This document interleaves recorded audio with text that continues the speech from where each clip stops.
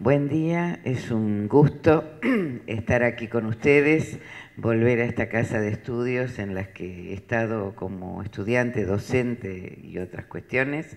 Así que bueno, aquí es un gusto, agradezco mucho a Norma Brunner que me invitó calurosamente a compartir con ustedes esta mañana de trabajo. Y bueno, así que un gusto leer tu libro, un gusto realmente acordar, comprender, estar y pensar algunas de las cuestiones que nos aportás. Así que, bueno, voy a tomar un poquito de agua, porque estoy muy afónica.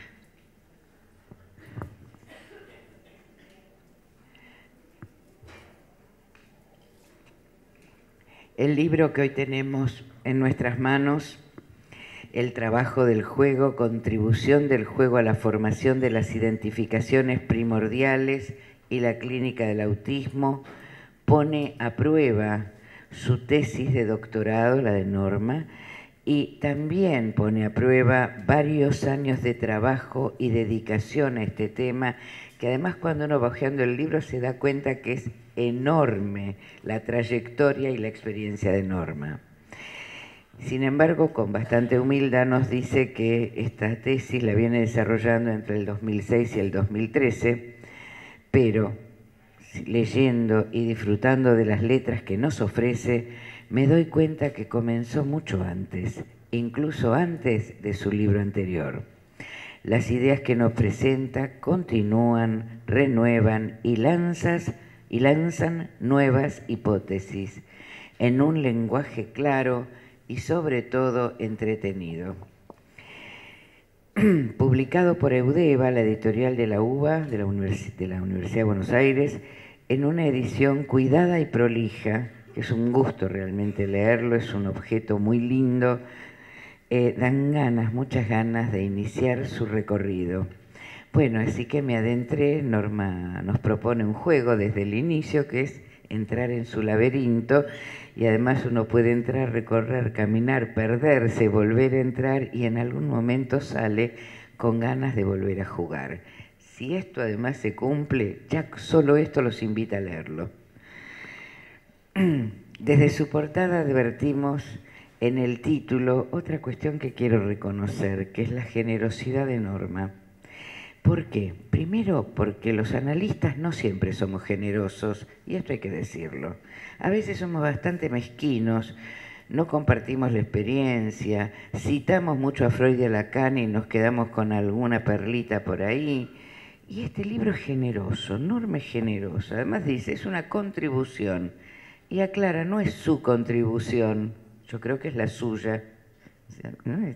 Esto vale la pena decirlo.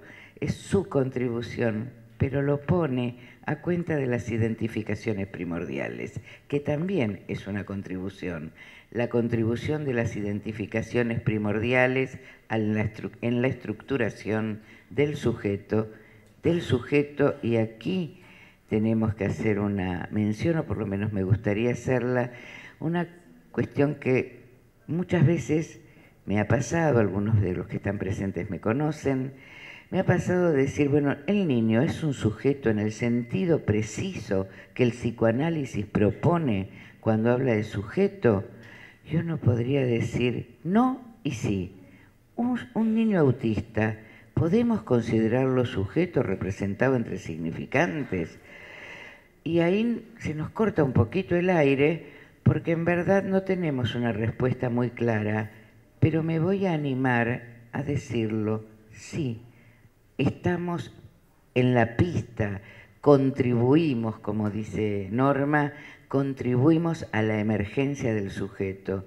Y a eso creo que se dedica este libro y nos dedicamos muchos de nosotros. Seguramente en la mesa anterior algo escuché de lo que planteaban tanto Carolina, creo que es el nombre, como Beatriz Janín, respecto de los apretones, las apreturas en las que se desenvuelven los niños hoy. Y bueno, realmente apostar a la emergencia del sujeto también es apostar a un efecto liberador del niño en relación a la sujeción que él tiene las coordenadas de época, como bien plantearon respecto de las cuestiones de educación, el lugar de los padres y demás en la mesa anterior. Entonces, las letras que están en este libro, que son una contribución, no es ni un ensayo ni un manual, es una contribución. Lo quiero subrayar, me impactó el término. Las letras que nos propone contribuirán a que entendamos que el juego en la infancia ayuda, constituye, mientras pone a trabajar las operaciones constitutivas, propiciando algunas otras. Ahora bien, este libro que contribuye a que podamos situar la importancia del juego y de las identificaciones nos permite en su lectura apreciar que no está lejos del libro anterior Duelos en Juego. También es una renovación, un relanzamiento y una ampliación de algunas de sus hipótesis. El Duelos en Juego, que he tenido también la ocasión de leer, es un libro magistral que hizo escuela, que ha hecho surco en un tema tan delicado y problemático como son los padecimientos de infancia y de la primera infancia. El libro de hoy, El trabajo del juego, que tiene un título hermoso porque nos pone desde ya en la idea de que jugar es un trabajo. No es cualquier cosa, no es una versión edulcorada ni un entretenimiento, que también lo es, sino que es un trabajo que el niño hace. Tengo un ejemplo que pasó hace muchos años, que no es de consultorio, de un nene que estaba berreando en la playa al lado de la mamá, que no sé qué quería la mamá, pero seguro no era lo mismo que lo que quería el nene. Y el nene le dice, y por ahí está entre ustedes ese niño, pues puede llegar a tener aquí, le dice a la mamá, mamá, estaba berreando, tengo que ir a jugar. ¿No? Ese tengo que, era un imperativo de su trabajo, no de su entretenimiento, de aquello que lo estaba constituyendo como sujeto, dándole un lugar subjetivo, un lugar para él, un lugar y una intermediación entre él y la mamá, esa mamá que también estaba berreando en la playa. Bueno, este libro, El trabajo del juego, hermoso título, seguramente recorrerá una ruta de enseñanza para quienes trabajamos con niños, a quienes nos interesa la clínica con niños, también en la interdisciplina necesaria en los casos de autismo y psicosis, como así también en la detección temprana. Subrayo lo de la interdisciplina porque en la mesa anterior, sobre todo en las preguntas, también surgió algo de este tema, una pincelada. El tema de la interdisciplina, nosotros psicólogos, seguramente aquí debe haber algunos otros profesionales cercanos, parientes próximos, diría Lacan, se nos hace a veces un poco cuesta arriba el trabajo en la interdisciplina, porque es muy difícil y no necesariamente, ni siempre, es un entrecruzamiento discursivo. A veces lo es, a veces es un cortocircuito discursivo, a veces podemos tener afinidad con los otros colegas o de otras disciplinas, y a veces ni la más mínima afinidad, como esta cuestión de los fonoaudiólogos. Yo estoy trabajando algo de esto, con los fonoaudiólogos, digamos, que trabajan muy cercanamente a lo cognitivo-conductual, es como si habláramos uno en chino y el otro en arameo. Y me pregunto, pero estamos con el mismo niño, ¿cómo puede ser, no? Bueno, entonces a veces podemos compartir, a veces no. El libro de Norma nos invita a compartir sin perder nuestra especificidad. Creo que es de enorme utilidad y de enorme posibilidad de aprendizaje para los que estamos en el campo psi y para los que están en campos aledaños. O sea que también para comprarlo y regalarlo o hacérselo presente a quienes trabajamos cerca con otros colegas. Entonces decía, es pródigo el libro que estamos presentando, tanto en la clínica como en la teoría.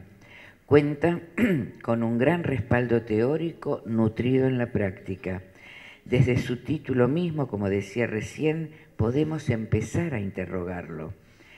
En las primeras páginas nos anuncia que la constitución subjetiva se funda en las identificaciones, a las que la autora le otorga un lugar fundamental y también de fundamento. Agrego, por lo menos los que leemos a Lacan, estamos bastante acostumbrados a pensar que los 4 conceptos fundamentales son transferencia, pulsión, inconsciente y repetición. Pero Norma hace un aporte que comparto, que es las identificaciones también son un concepto fundamental. Y hay que subrayarlo. Escrito entonces este libro con maestría impecable y sin concesiones, demuestra que el psicoanálisis ahonda en los límites fundantes del sujeto y de la mano de los conceptos cruciales penetra en el terreno de la clínica, aún en las difíciles orillas donde la palabra no reina, sino que existe en tanto real, es decir, no es pronunciable o no está como pronunciable. Quiero destacar, según mi criterio, que Norma propone el juego también como un concepto fundamental. Entonces ya no son 4, ya podemos decir identificaciones, sumamos el juego, ¿no?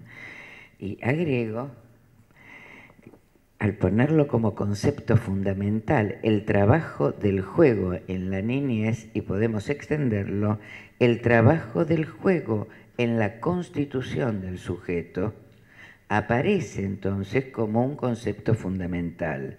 Freud decía un Begriff, ¿no? Concepto, que juega con la idea de concepto y con el no concepto, por el un, que es una partícula negativa.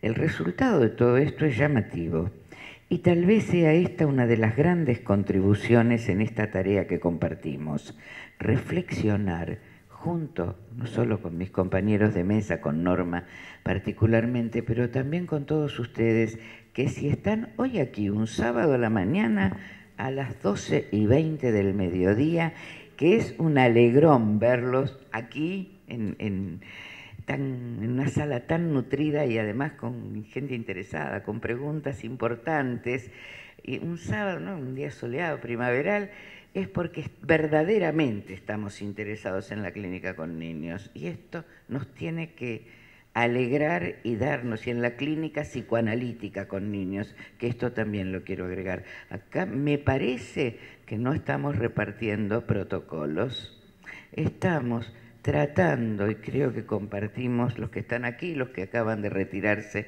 que me gustó mucho escucharlos, lo dije ya, compartimos esta idea de que la emergencia del sujeto, apostamos a eso, apostamos a lo subjetivo, y entonces en ese caso es el uno por uno, cómo situar las operaciones fundamentales de la constitución del sujeto en el uno por uno de la clínica. Entonces, bueno, nos debe conmover esto que se está dando ahora.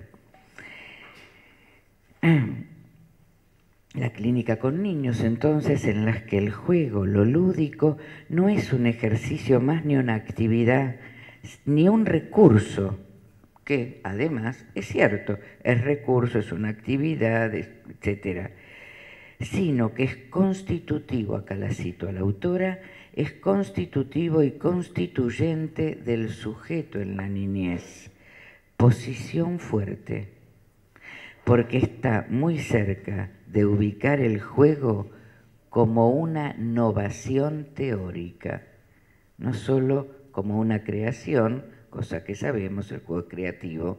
El juego abre la posibilidad de argumentos, abre la posibilidad de la constitución, sino, agrego, Norma lo debe saber ya, es una novación, una innovación en nuestro campo teórico. Compartimos esta experiencia. El juego de las identificaciones, que a su vez es otra vuelta sobre la idea y la hipótesis del juego, el juego de las identificaciones surge en el mismo lugar en el que la pérdida y su duelo duelo por el falo, que la autora propone desde lo instituyente.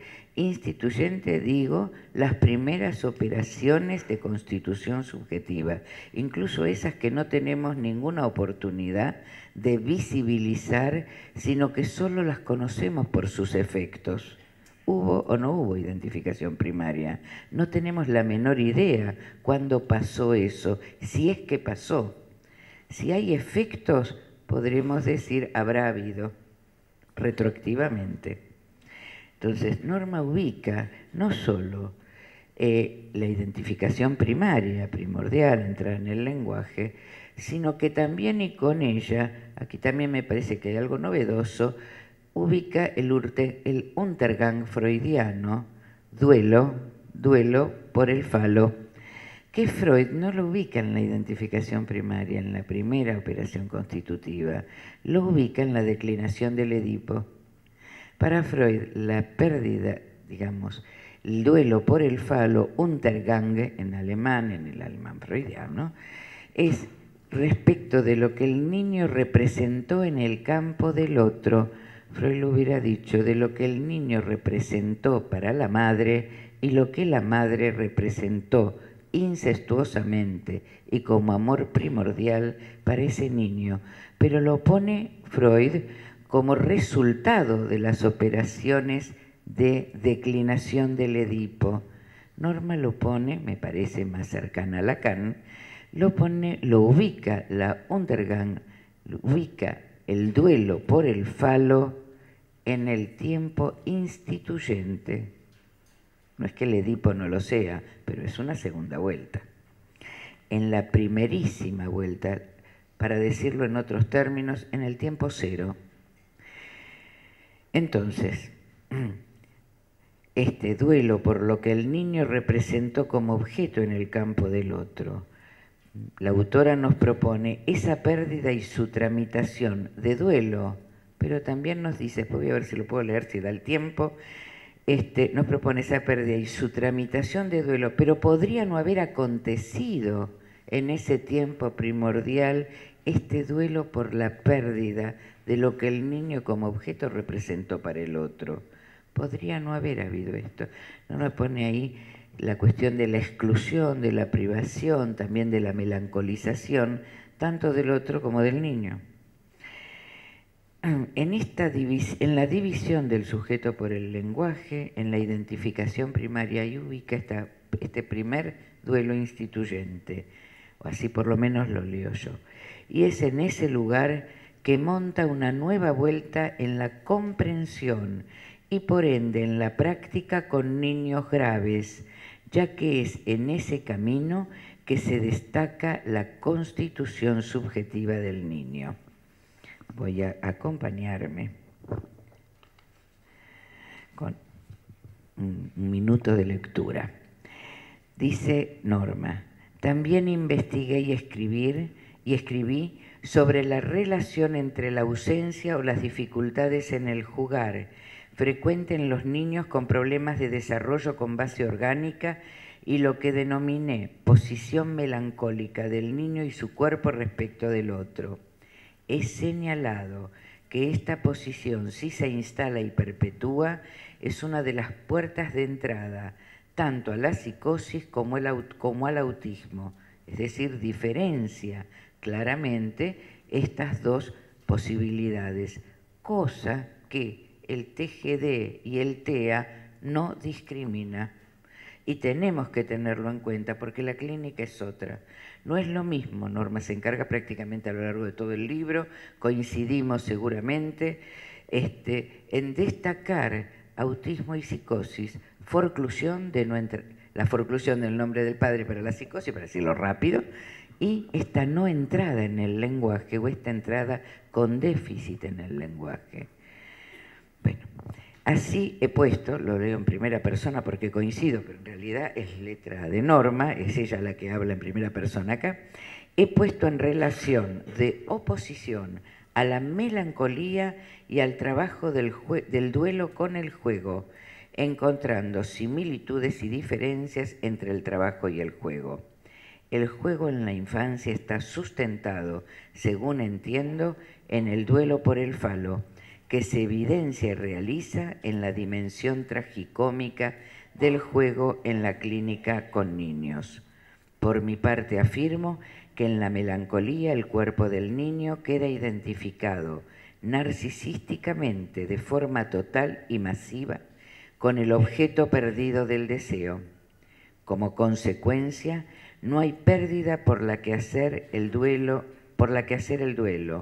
no hay otro del objeto que lamente su pérdida, y por lo mismo no hay duelo ni hay juego por efecto de la insignificancia fálica, lo que abre una puerta de entrada al autismo o a la psicosis, agregó en su diferencia. Vuelvo a citarla, además vale la pena citarla. El juego y las identificaciones primordiales son procesos psíquicos inconscientes de inscripción y escritura de los trazos, huellas y marcas que permiten reconocer el paso del sujeto en la escena del mundo en la infancia. El eje de su investigación, por eso decía esto de la entrada en la escena del mundo, es algo que Freud ubica en relación a la declinación del complejo de Edipo y no a lo instituyente, y que Lacan ubica claramente en relación a Hamlet, cuando entra en la escena del mundo por un duelo. El eje de su investigación, el de Norma, según vengo mencionando, en el inicio del libro consistirá en preguntarse ¿cuál es la relación entre el proceso de identificaciones primordiales y ubico, esto lo agrego, en plural, no dice la identificación primaria, en singular, de la que mencioné recién, sino que dice claramente identificaciones primordiales, en plural, es decir, en los tiempos instituyentes, más de una, no solo la primaria.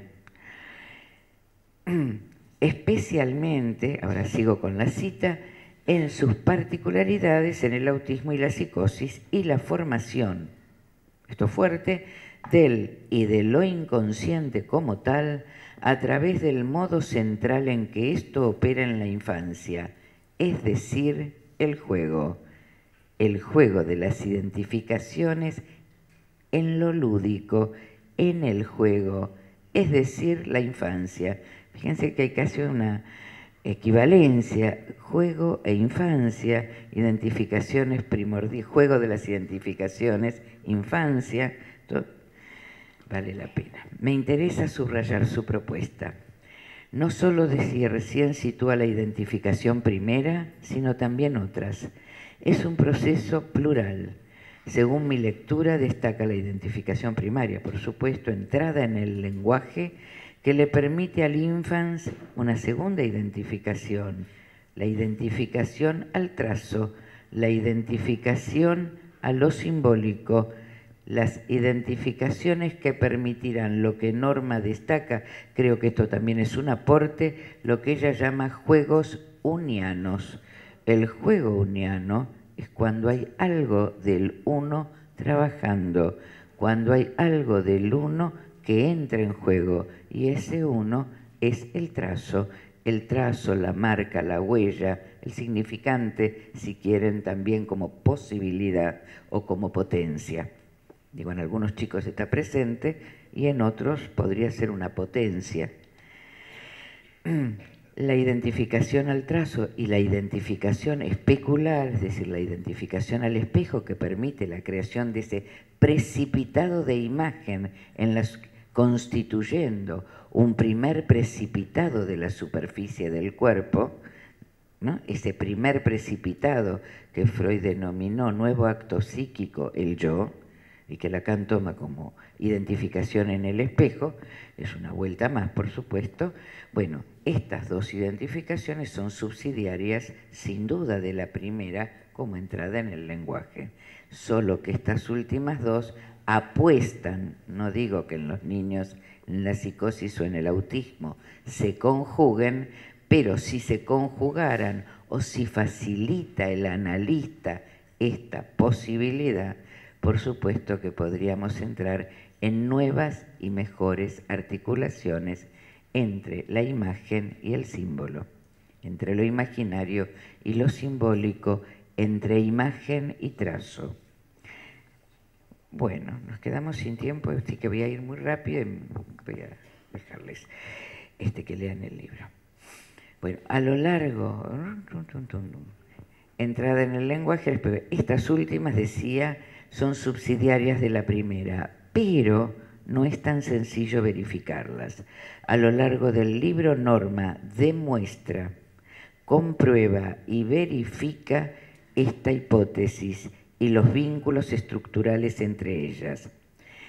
La cito: dado que las fallas del lenguaje constituyen una de las características de mayor consenso en el cuadro del autismo, resulta a todas luces plausible considerar dentro del campo etiológico, de la etiología, la problemática de las fallas de la identificación.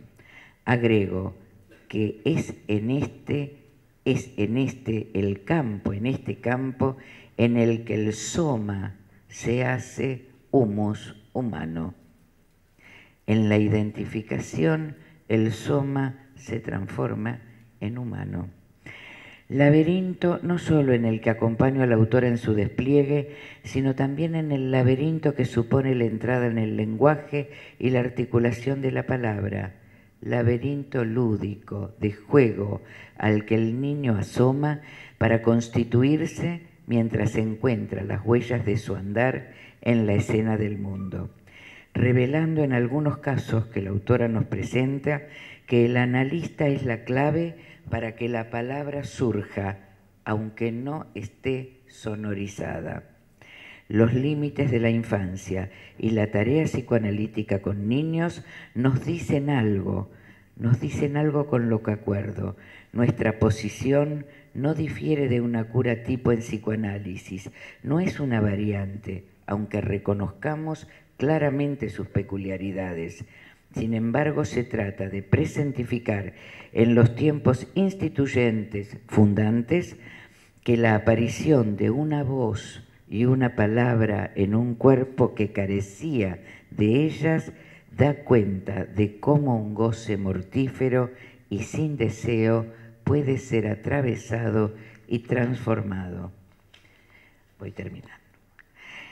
La casuística presentada, no solo de Norma, sino también de otros autores, Toussaint, Winnicott, Klein, revela en cada una de las curas mencionadas casos que van desde la gravedad del autismo a las problemáticas de orden narcisística, siendo cada caso la ocasión de puntuar el sujeto por advenir gracias a la labor analítica. Cada niño es uno y singular. Allí radica otra de las facetas que este libro nos enseña. Nos dice, la intervención analítica o interdisciplinaria temprana que se considera eficaz posibilita la modificación y la afirmación primordial del significante, como también de sus leyes, cuando la inscripción ha sufrido tropiezos a causa de condiciones que lo forcluyen, lo resisten, lo detienen o lo inhiben. Digo, los tres de Freud, inhibición, síntoma y angustia, los tres de Lacan, cada una de estas posibilidades en sus enlaces y desenlaces entre real, simbólico e imaginario. Volviendo al organismo cuando hay detención, resistencia o forclusión, un organismo viviente, esto es de Norma, viviente impermeable cuando no lo es de antemano a su entrada y su funcionamiento. Más tarde agrega que el significante y su función pueden pasar a funcionar si no lo estaban, así como también pueden desactivarse. Tal vez no llegue a leer otros párrafos que tengo citados aquí para compartir con ustedes, pero solo esta frase merece mi más grande admiración y mi coincidencia, y creo que la de todos los que estamos aquí. Hay algo que puede no estar y sin embargo puede sumarse. Hay algo que puede estar en la estructura y puede desactivarse, es decir, estamos presentes en la transformación de goces, estamos presentes en la posibilidad de transformar un problema en un juego, una detención en un relanzamiento, e incluso a veces somos testigos de algo que funcionaba, de un niño que parecía que, y sin embargo no. Entonces, ¿qué nos aporta? Lo voy a decir con mis términos. Nos aporta también algo esencial. El diagnóstico es situacional. No hay ningún manual que nos diga del diagnóstico uno por uno. Me encanta decir esto aquí en este ámbito. Lo agradezco, ¿no? Con ustedes que ya lo saben, pero hay que subrayarlo. Si el diagnóstico en un niño es situacional, es decir, puede transformarse, no es para toda la vida, no es inmodificable. El análisis transforma los goces de los niños y también de la posición de los padres. No es fácil, es re difícil, pero es posible. La autora entonces formaliza, no lo voy a poder leer, formaliza estas experiencias. Formalizar no es lo mismo que contar la clínica, formalizar es darle la posibilidad de ser algo para ser transmitido y compartido, no es solo la fotografía del paciente. Formaliza, se acerca a esto que quería Freud y también Lacan, que el psicoanálisis participa de las ciencias, pueda formalizarse. No es una ciencia más, pero puede formalizarse con una condición: el investigador es parte de la investigación, el analista es parte de la tarea y no está lejos de la experiencia del niño.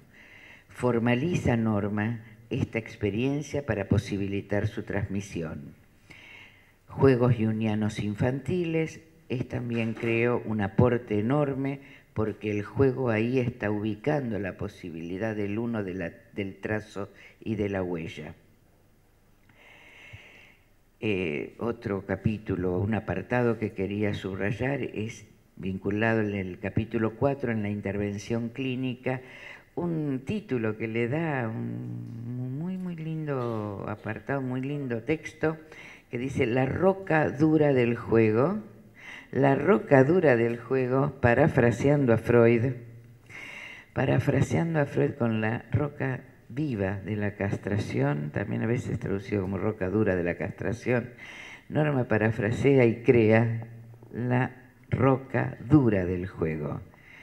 Si el trabajo del juego supone el traspaso, la transferencia, esto es de Norma, de la función de un A, objeto A un I' de A, una imagen, y da paso a la dimensión tragicómica, el juego encarna la estructura y la articula con el desarrollo en la infancia. Para el caso, los juegos de duelo, los duelos por el falo, encarnan la estructura de la operatoria de privación y castración. Página 89. Versiones del juego, versiones de la clínica con niños, que encuentran una mano profesional y amiga, la de Norma Brunner, que investiga, trabaja con el trabajo del juego para hacernos palpar que no todo está perdido, si se puede reconocer la pérdida instituyente. Nos genera entonces un enorme deseo de seguir leyendo, investigando, dialogando este libro, que desde ya recomiendo no solo a quienes trabajan con niños, sino a quienes se interesan por el psicoanálisis y la interdisciplina, ya que aquí encontramos las huellas y las lecturas de cuestiones cruciales, así como también encontramos los pasos clínicos necesarios en el abordaje y en la cura de casos muy de difícil resolución. Dialogar con la autora, que espero que sea un camino que se abra, y su libro será para todos. Me incluyo en la experiencia, la lectura de un libro que está llamado, como le dije a Norma en un mail, está llamado este libro a convertirse en un clásico del psicoanálisis con niños. Felicitaciones a Norma y gracias por contribuir. Bueno, buenos días. En primer lugar, quiero agradecerle a Norma el invitarme a participar de algo muy importante para ella, que tiene que ver con su producción en investigación. Y bueno, gracias por llamarme a presentar tu libro. Yo quiero comenzar citando a dos escritores, no del campo del psicoanálisis, sino del campo de la literatura, pero que estos dos escritores han hablado del valor del libro. Se refirieron en relación con, no tan, digamos, con el libro literario, pero yo me permito hacer una extensión al campo de lo que implica transmitir, escribir, comunicar una investigación que tiene que, de pronto, pasó por ciertas instancias de la producción académica, ¿sí? Primero comenzó en su praxis de analista y nos enseña de alguna manera cómo transformar esa praxis del analista en otro tiempo en una producción académica y luego otra transformación, que eso vuelva a quienes están formándose en relación con el psicoanálisis con niños, a quienes comparten la praxis del psicoanálisis con niños. En ese sentido me voy a referir a dos autores, uno es Ítalo Calvino y el otro es Jorge Luis Borges. Son amores que uno tiene.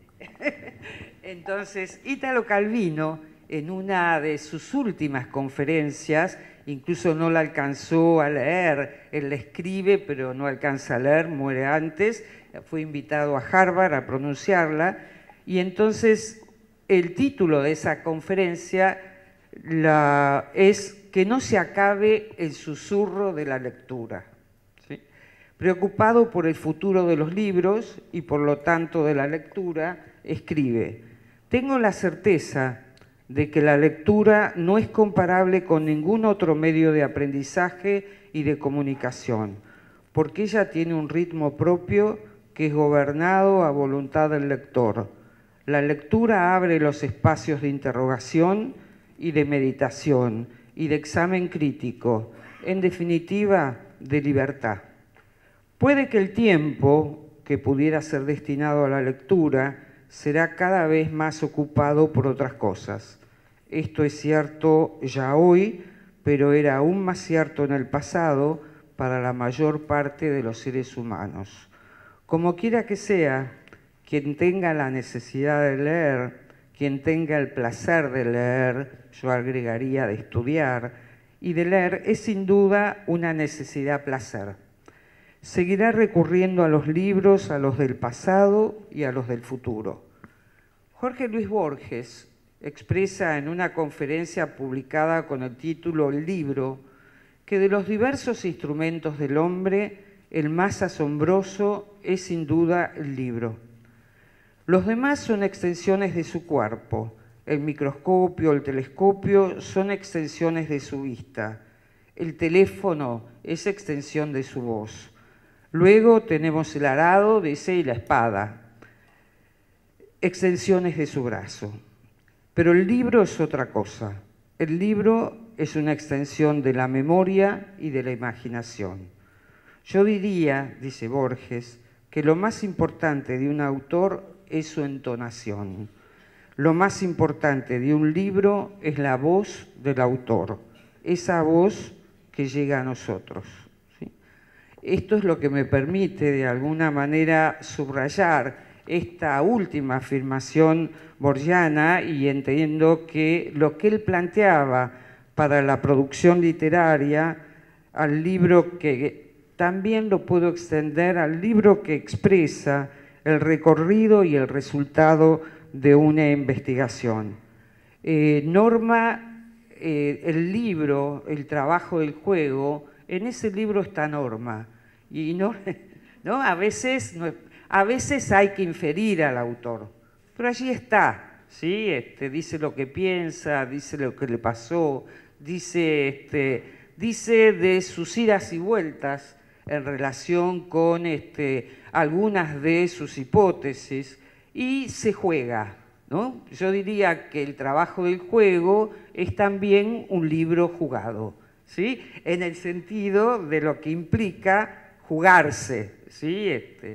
Bueno, en realidad nosotros sabemos bueno, yo les cuento, yo hace más de 20 años que vengo trabajando en relación con la investigación en psicoanálisis, un tema que en un momento parecía muy conflictivo porque había posiciones desencontradas con respecto a pensar, por ejemplo, que se investiga en psicoanálisis con las técnicas de la asociación libre, ¿no? ¿No? Y esto era como confundir dos espacios. En ese sentido, leer el libro de Norma y a su vez haber leído también el proceso anterior, que fue su tesis de doctorado, bueno, en ese sentido me parece que hemos avanzado muchísimo en relación con este campo que es el de la investigación en psicoanálisis. Nosotros sabemos que del interés freudiano, ¿no?, para que el psicoanálisis sea considerado una teoría dentro del campo de la cientificidad, ¿sí? No digo científica, digo cientificidad, que es un término que ha usado Umberto Eco para dar cuenta de todas aquellas producciones que tienen que sostenerse con principios de rigor, con principios, ¿no?, digamos, de ciertas reglas o procesos, procedimientos válidos y confiables, y por el otro lado, la rigurosidad. Inclusive Freud, en su época, planteado en ese momento la discusión acerca de las ciencias de la naturaleza y las ciencias del espíritu, bueno, él opta por ubicar al psicoanálisis en el campo de las ciencias de la naturaleza. Es para pensar. En ese sentido también, ¿no?, creo que coherente con eso, y a veces no se dice mucho, pero Freud fue uno de los fundadores del Círculo de Viena. O sea, fue uno de aquellos que firmaron el acta fundacional de lo que hoy se llama el empirismo lógico, ¿sí? O sea que, bueno, Freud participa con otros investigadores de la época, de otras disciplinas, en esa movida que implica, bueno, a ver, ¿cómo se valida la producción? ¿Cómo se procede a producir conocimiento? Los seguidores de Freud, ¿no?, también se preocuparon por lo que hoy podemos llamar la formalización del psicoanálisis.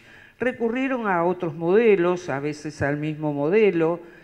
Hace muy poco he podido encontrarme con que, bueno, que hay un psicoanalista muy poco conocido en esta casa de altos estudios, pero sí conocido en otro plano y al que Lacan lo visitó, que se llama Imre Hermann, que ya en la década del 20, estaba preocupado por la formalización del psicoanálisis y recurre a modelos matemáticos, ¿sí? El camino también lo siguió Bion y, por supuesto, Jacques Lacan. En ese sentido, digamos, autores que parece que no plantearon la oposición ciencia y psicoanálisis, sino que apostaron a que los medios de producción teórica y medios de producción del psicoanálisis también iba por esos carriles, que no es el carril de la experiencia, no es el carril que está en juego en el lugar del analista. Separar esos campos me parece una cuestión importante.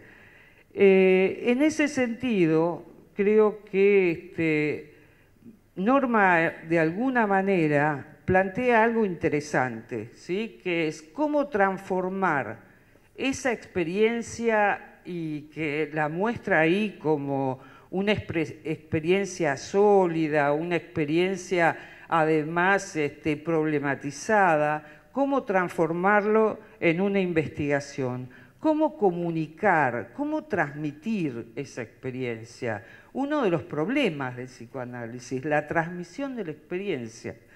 Entonces, fíjense que hay un texto de Freud, de esos textos breves, que se llama Algunas lecciones elementales del psicoanálisis, tomo 23. Él se pregunta allí cómo se comunica una investigación, ¿sí? Y entonces Freud dice hay dos caminos.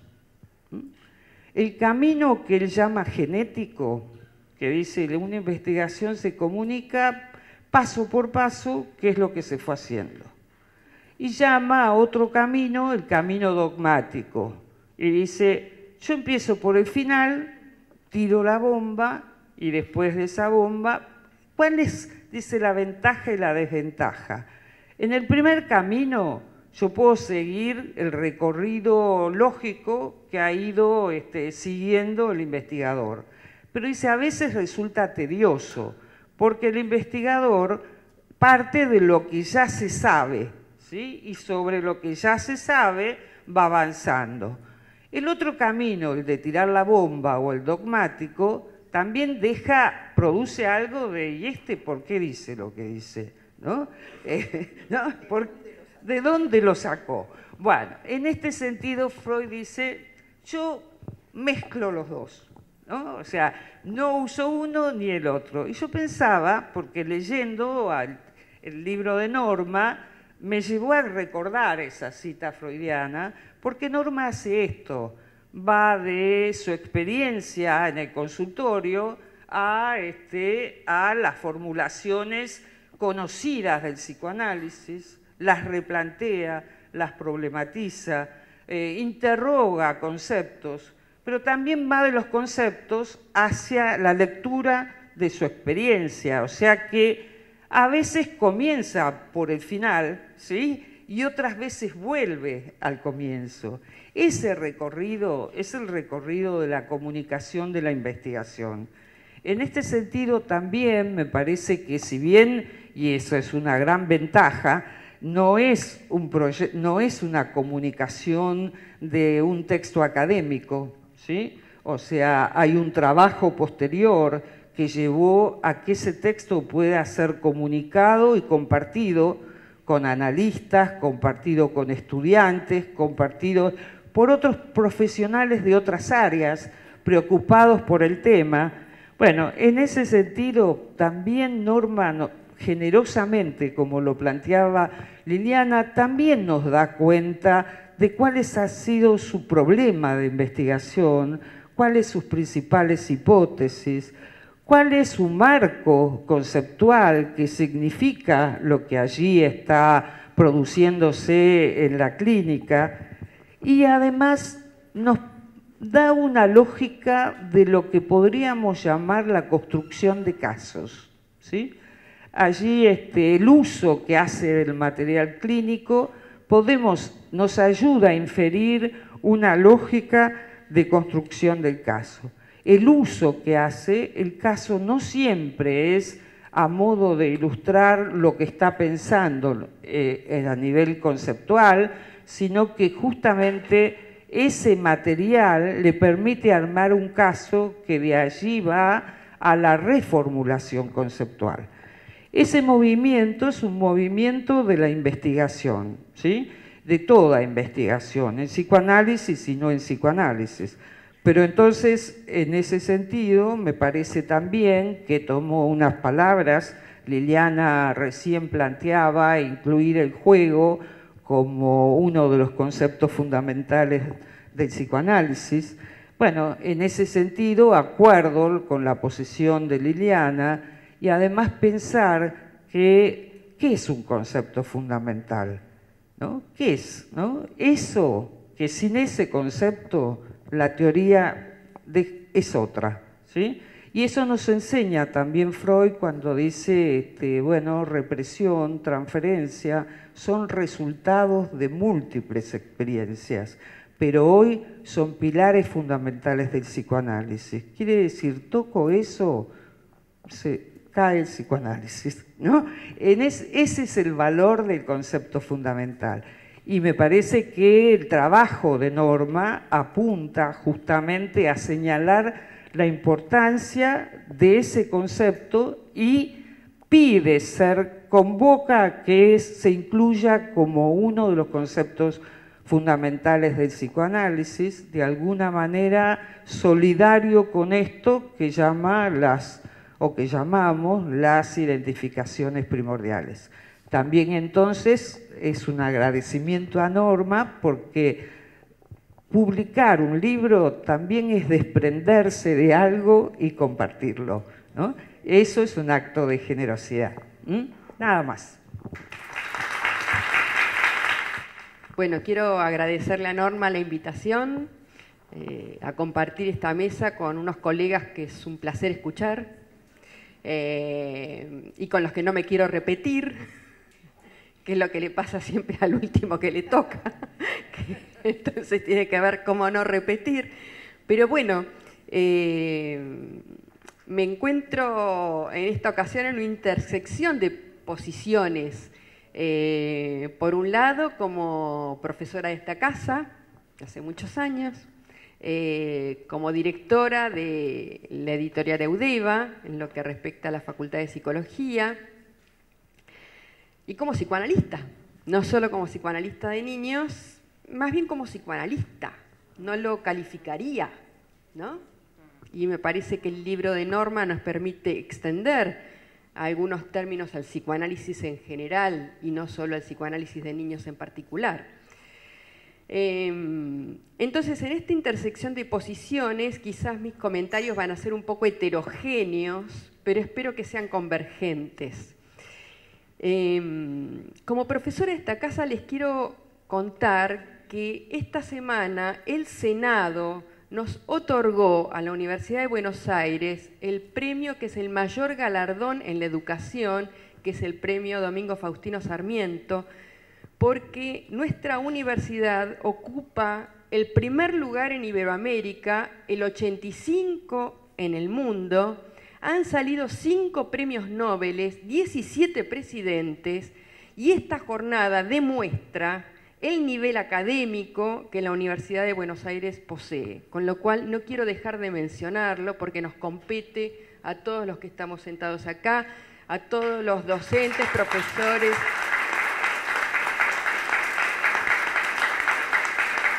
Les quiero decir que ese premio incluye a los no docentes, sin los cuales hoy tampoco estaríamos sentados acá. Hoy Norma contaba la espera de un micrófono que hacía imposible el inicio de las jornadas y el cañón y todo lo que acá nos permite que estas jornadas se realicen, que va desde los no docentes hasta las más altas autoridades de la casa. Y bueno, para mí es un placer contarles esto. Por otro lado, la Facultad de Psicología entrega un premio al que llama Arminda Merasturi y se va a entregar en la institución que se llama Arminda Merasturi, nada menos que una psicoanalista de niños, con lo cual creo que también vale la pena recordarlo. Bien, en lo que atañe a la editorial Eudeva, yo siempre quiero, en cada vez que me convocan, contar una pequeña anécdota que en algún sentido pinta un poco a la editorial, que no es una editorial como las otras, hay que decirlo, porque es la editorial de la Universidad de Buenos Aires. Y bueno, creo que esta anécdota pinta un poco a la editorial y cuál es la importancia de una publicación en esa editorial y no en otra. Era el año 1976, muchos de ustedes quizás no habían nacido, y de un lado del teléfono se oye: venía a buscarlos, los libros son tuyos. De otro lado del teléfono, alguien escucha lo que sería una inquietante invitación. A los pocos días, varios camiones estacionaron frente a la Plaza del Congreso, un grupo de personas de tareas, bajaron al depósito ubicado en Rivadavia al 1500 y se llevaron detenidos unos 100.000 libros. Parte del catálogo que desde los 60 había llevado a Eudeva a ser una de las grandes editoriales del mundo. 90.000 libros fueron quemados y 10.000 desaparecieron. En 1984, ya con la democracia, Eudeva publica El Nunca Más, ya hace más de 30 años. Esta historia, que a mí me gusta recordar en cada acto y lo voy a seguir haciendo aunque me repita, denota el proyecto cultural y el compromiso social que esta editorial implica. Y da cuenta de que un libro, no me quiero repetir con Clara, pero retomo en mis ideas sus pensamientos, su transmisión, un libro puede ser agente de un cambio del discurso hegemónico, lo cual lo hace subversivo, al trazar una nueva ruta. La publicación de un libro es un acontecimiento, ya que su invención desborda los antecedentes producidos hasta ese momento. La ruptura que el acontecimiento instituye como corte de la situación hasta el momento de su publicación instaura un procedimiento de verdad inédito.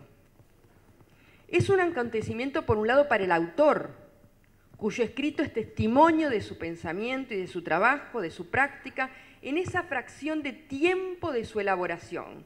¿A qué me refiero con esto? Un libro eterniza una letra, pero eso no nos exime cada tanto de la revisión de nuestra doctrina, a las que nos confrontan cotidianamente la práctica, nuevas lecturas que llegan a nuestras manos.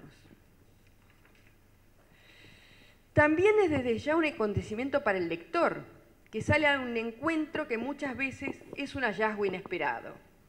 Y también para el editor, que yo quiero recordar acá, que se ha metido en las entrañas de ese texto para darle todo el espesor y resaltar el brillo que la obra a publicar posee, más allá de los errores que puedan de edición aparecer. Entonces, un libro es un acontecimiento que hace huella en todo lo que hunde sus manos, su cuerpo en él. El libro requiere del cuerpo, que al mismo tiempo se ausenta, permitiendo que un lector advenga entre las letras.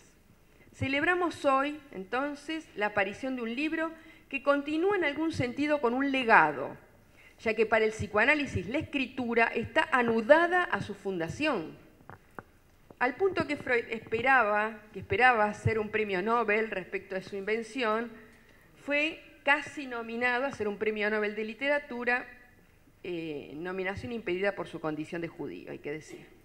Bien, aunque a los psicoanalistas no nos interesa tanto su prosa, sino más bien su invención, hay una yapa que resaltaba Clara, hay una yapa en la lectura porque nos atrapa en el placer de la lectura. Esa es la yapa que un libro tiene que tener. Leer, entonces, nos permite desorientarnos y encontrar una nueva brújula que reorienta nuestras ideas. Ahora bien, en lo que respecta a este libro, es decir, voy a hablar como psicoanalista, para mí este libro fue un hallazgo, ese hallazgo tan esperado para un lector. Me invitó a recordar, cosa que creo que no debemos olvidar, lo conflictivo que fue el nacimiento de la clínica con niños y con la psicosis. Las discusiones entre Anna Freud y Melanie Klein, que llevaron a una escisión en el psicoanálisis, el agravamiento de la situación por el asesinato del analista von Huck-Hellmuth, no sé si lo saben, a manos de su sobrino adoptivo, atendido por ella, y un sinfín de complejidades, lo cual da cuenta de lo riesgoso de nuestra actividad. Lo traigo a colación, ya que la discusión entre lo pedagógico en el análisis de niños el analista entre amo y pedagogo y la intervención analítica, esa discusión tan perimida para nosotros, quizá creamos que está superada, pero como decía Liliana, tácitamente corre como un flujo subterráneo el pensamiento de la intervención correctiva, adaptativa, el adiestramiento, la pregnancia de las ideas de déficit, el supuesto de la descarga, como si el cuerpo y el psiquismo obedecieran a la lógica del arco reflejo, tan cara al pensamiento positivista. Y otros tantos prejuicios que denotan la idea de niño y de estructura con la que se aborda la clínica, como diría Kant, lo sepa uno o no lo sepa.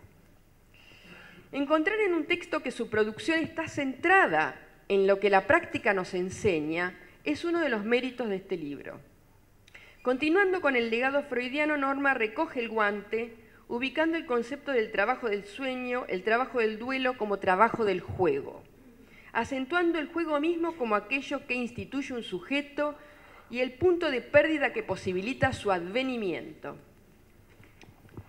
Si hay algo que el psicoanálisis viene a aportar, es a no organizar ni dirigir la cura en relación a una enfermedad, sea la que fuere, sino a apuntar a la emergencia del sujeto y no a su inexistencia bajo la rúbrica de la enfermedad con la que se intenta norminarlo.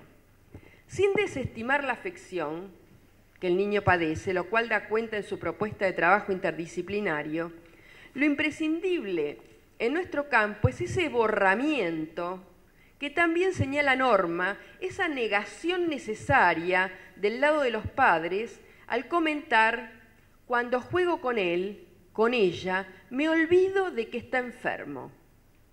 De modo que el juego es efectivamente el modo en que el niño se instituye como sujeto. De ahí la importancia de situar esa dimensión de engendramiento, en donde el juego y las identificaciones primarias se imbrican, engendrando el surgimiento de algo nuevo, el surgimiento del sujeto. Los juegos unarios, una excelente forma de nombrar esos juegos que producen lo específicamente humano, parte necesaria y no contingente de las identificaciones primordiales en la infancia. Estoy todo el tiempo remitiéndome al texto de Norma, que no quiero, como dicen los chicos hoy, spoilear, ¿sí? Quitarles el placer de leerlo, sino que quiero invitarlos a eso. En los casos situados por Norma, el juego no es una mera escenificación, ni un mero recurso, aunque lo sea, como decía Liliana, sino la señal de la intervención analítica, produciendo operativamente el nacimiento del sujeto a la vida significante, ya que la alienación y la separación fundantes se engendran en ese acto y dejarán como saldo de su operación el objeto A separado del cuerpo y, tal como está planteado en el texto, en las sucesivas y simultáneas vueltas y repeticiones se producen sus divisiones, sus cortes, con lo cual debiéramos decir: el juego hace al niño. El juego hace al niño. La función de la identificación se ubica en los gestos inaugurales del juego, anudado a la producción, creación, engendramiento de la función del significante y sus leyes, haciendo posible la inscripción de la diversidad y a la vez la inscripción de lo mismo. Recorto lo que dice Norma: el reconocimiento, citando a Lacan, el reconocimiento entre es él y de nuevo es él. C'est lui et c'est encore lui. Me implica muy cercanamente, por haberme dedicado a esa investigación, el tema de la melancolía, que no deja de evocar también el inicio de la clínica con niños, ya que Abraham suponía la existencia de una protodepresión infantil en el desarrollo de una melancolía ulterior. No de ningún lugar sacó Melanie Klein, analizante de Abraham, la idea de una posición depresiva. El rechazo es un término clave en la melancolía. El niño encarna la ausencia de promesa. No se le demanda y él no demanda nada. En la melancolía, la palabra de la demanda amorosa no ha tocado al niño. Según términos de Norma, en la posición melancólica, el niño y su cuerpo encarnan en lo real y dan presencia con su ser al objeto verworfen, excluido, rechazado, expulsado. También he planteado en algún momento que la falta operativa de la identificación impide la separación entre lo que podría ser en el álgebra lacaniana el I' de A y el objeto A, que adquiere el atributo de lo hostil. Esa no separación implica que pueda hacerse uno con el objeto rechazado. Cuando no hay respuesta simbólica, función del duelo, el cuerpo del niño pasa a ser un eso, sin bordes, sin diferencias, sin divisiones. El objeto fálico está ausente y el niño queda afuera. En el fracaso de la función de reconocimiento, que también señala Norma, el circuito pulsional, entendido como el eco en el cuerpo de un decir, no erogeiniza ese cuerpo, produciendo como efecto lo que ya señalaba Freud para la melancolía, la anestesia sexual, la deserotización, la falta de apetito, la falta de gusto, el disgusto. Pero si la intervención analítica temprana e interdisciplinaria resulta eficaz, se puede lograr poner a funcionar los significantes primordiales, a la espera del engarce del falo, tal como lo postula la autora. La posibilidad de que el gesto inaugural del sujeto se origine tiene como condición la intervención del analista, en este caso Norma, que como agente apunte a la producción de un S1.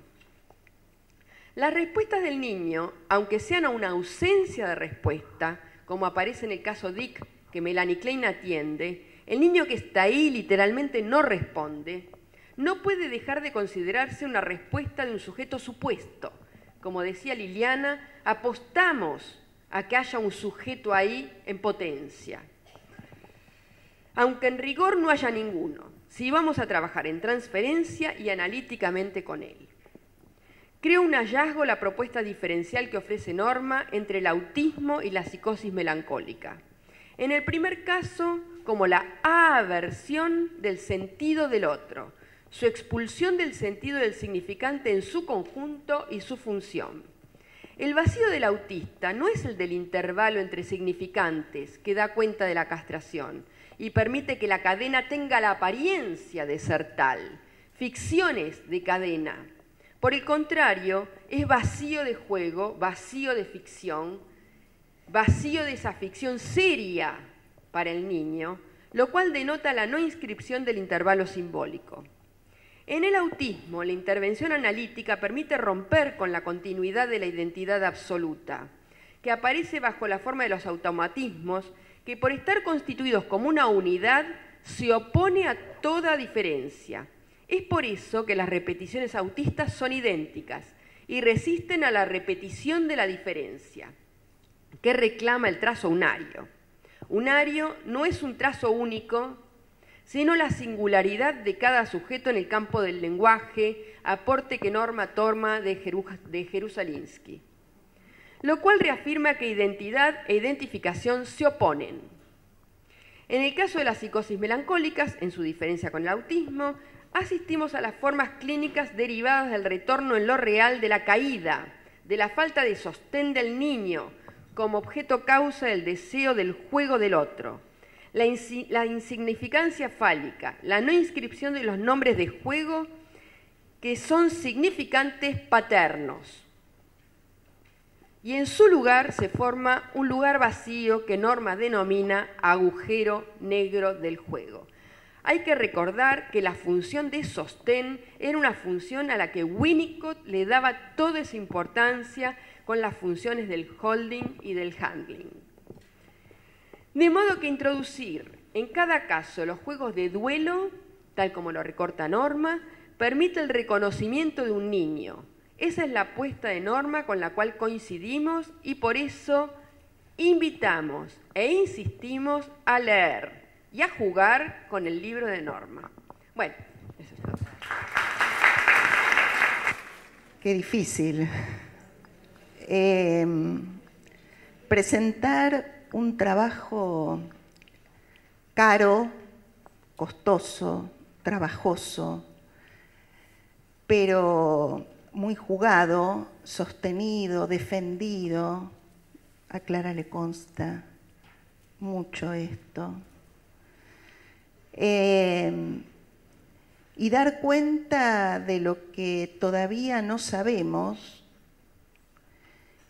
y hacerlo en esta casa, con ustedes, con la presencia de mis hijos, de mi amor, de mis alumnos, de mis exalumnos, de profesores y referentes a los cuales valoro y de los cuales aprendo. Clara es una de las profesoras de metodología de investigación que a mí más me ha marcado y me ha enseñado. Liliana con sus textos me ha orientado.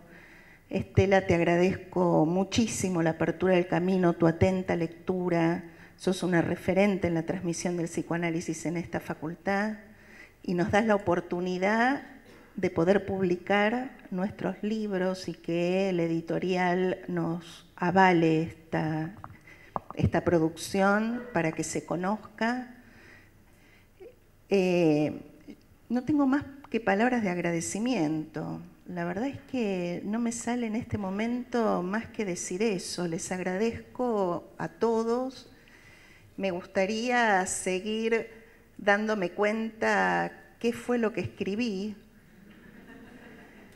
Necesito que me digan qué fue lo que escribí, porque quiero seguir y entonces los invito a que sigamos en esto. No sé, veremos a dónde nos lleva. En eso estamos. Creo que de a poquito, armando algún trazo, dejando alguna huella. No sé si va a ser un clásico, Liliana Donzi, me parece mucho.